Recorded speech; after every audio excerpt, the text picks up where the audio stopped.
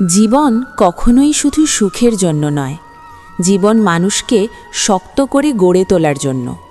শ্রীকৃষ্ণ বলেন, যে মানুষ সব পরিস্থিতিতে নিজের কর্ম করে যায় কিন্তু ফলের মোহে আটকে থাকে না, সেই প্রকৃত শান্তি লাভ করে। তুমি যদি শুধু ফলের ভয়ে কাজ করা বন্ধ করে দাও, তবে তোমার ভাগ্য অন্য কেউ লিখে দেবে। কিন্তু তুমি যদি নিজের কর্তব্য ঠিকভাবে পালন করো, তবে ভাগ্য নিজেই তোমার পথ বদলে দেবে।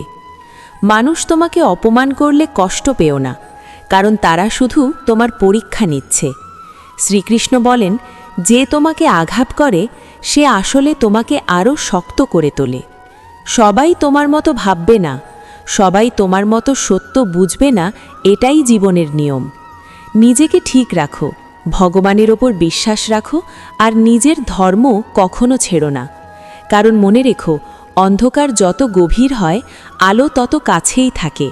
আর যেখানে বিশ্বাস আছে, সেখানেই শ্রীকৃষ্ণ আছেন। রাধে রাধে।